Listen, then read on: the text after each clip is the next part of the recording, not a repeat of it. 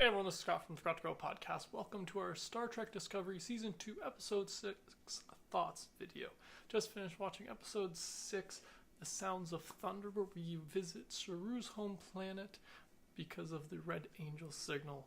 So I just finished watching this episode, and I enjoyed this episode because I like learning a little bit more about Saru's home planet. We got a little bit more information in a Star Trek short trek, which is one of the short little mini episodes they released in between the first and the second season.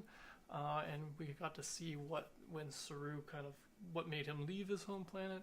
And so this one we revisit it because the red signal brings us back to it, which I thought was really interesting. An interesting connection that of all they even say it, of the billions of planets in the galaxy, they end up at Saru's home planet. So I just like that kind of a little bit of a connection there, kind of being like, well, why did the Red Angel decide to put the signal there? And at the end of the episode we see a big reason why. Why it shows up at least, but we still know its motivations or intentions behind it. So I'm really curious about that. But I thought this episode did a great job of kind of sparking that. It gives you some theories as to whether this Red Angel seems to be on the good, seems to be on the better side of good versus evil. But we still don't know a lot about it. I really enjoyed this one. We got a new alien species again with the Ba'u. I don't know if I said that right. That's the species that kind of enslaved Saru's people, and so we got to see them, and they seem to be some tar-covered looking creature. It looked like something straight out of The Ring or The Grudge, or one of those horror films where something crawls out of a well or a TV, and in this case it looked like some kind of pit.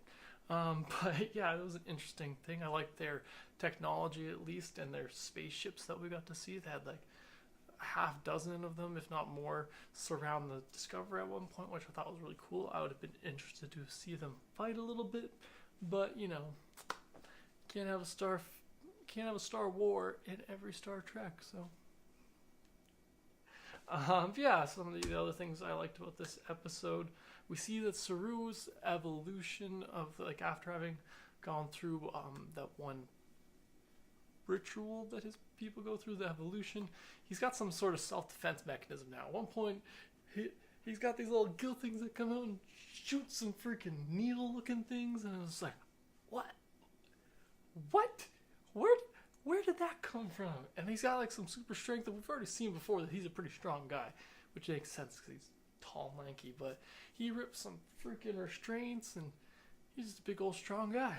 So I thought that was interesting to see that his character's evolved. His character's physiology seems to have evolved as well along with this process. So that was pretty interesting. And another thing I really enjoyed about this episode is that they use information from the sphere that we saw a couple episodes ago. They used the information they gathered from that to learn more about the history of this planet, the Saru's home planet, meaning the evolutionary history, the fact that Saru's people originally were the dominant species, having almost wiped out the Ba'u, I don't know if I'm saying that right, but almost wiped out that species, and then it flip-flopped, and that's why Saru's people are suppressed by them now. So I thought that was an interesting take, and an interesting way to dive into learning about this background, something that one of these planets that Starfleet doesn't already know anything about, so they have this source of information that they can dive into to learn about these things, about simple background information, which I really enjoyed. I thought that I kind of expected this to kind of happen when they introduced the sphere, and the fact that it has 100,000 years of data and information about its observations through the galaxy. So when they introduced that, I was like, oh yeah, this is going to come up again a couple times throughout the season. So I like that it popped up in this season